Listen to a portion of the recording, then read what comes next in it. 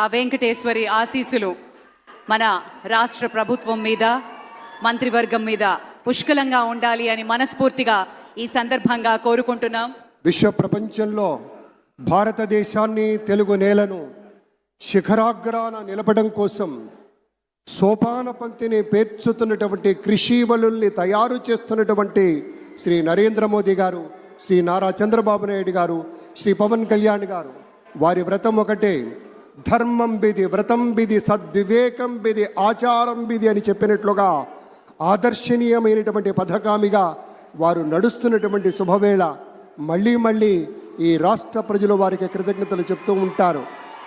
మన చంద్రబాబు గారు, మన పవన్ కళ్యాణ్ గారు ప్రత్యేకంగా కృతజ్ఞతలు చెప్పారు.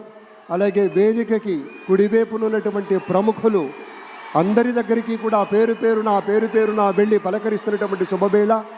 పద్మభూషణ్ మన megastar Chiranjeevi, megastar power star, అటు మెగాస్టార్ ఇటు పవర్ స్టార్. ఇది అరుదైనటువంటి చిత్రం. అలాగే మన పెద్దలు బాలయ్య బాబు గారు,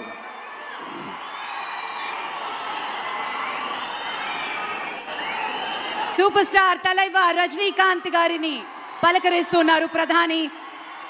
వారి దంపతుల్ని లేడీస్ అండ్ జెంటిల్మెన్ మనస్ఫూర్తిగా వారి శుభకామనలు అందుకుంటూ మన బాలయ్య బాబుతోటి కరచాలనం చేస్తూ ముందుకు వెళ్తూ ఉన్నారు. వేదిక మీద అందరినీ పేరున పలకరిస్తూ రజనీకాంత్ గారితో ప్రత్యేకంగా మాట్లాడుతూ ఉన్నారు. ఇది ప్రేమ, ఇది అభిమానం, ఇది వాత్సల్యం, ఇది కృతజ్ఞత, ఇది గౌరవం, అపారమైనటువంటి విశేష గౌరవంగా మనవి చేసుకుంటూ అద్భుతమైనటువంటి వారి యొక్క దిశానిర్దేశకత్వంలో, మహనీయులు శ్రీ నరేంద్ర మోదీ గారి యొక్క దిశానిర్దేశకత్వంలో మన ఆంధ్రప్రదేశ్ రాష్ట్ర ప్రభుత్వం అగ్రగామి రాష్ట్రంగా నిలుస్తుందనటంలో సందేహం లేదు. అక్కడ అమిత్ షా గారు, ఇక్కడ మన వెంకయ్య నాయుడు గారు పెద్దలు వారిని పలకరిస్తూ ఉన్నారు. శ్రీ నరేంద్ర మోదీ గారు, ఇది అవ్యాజ అనుబంధం.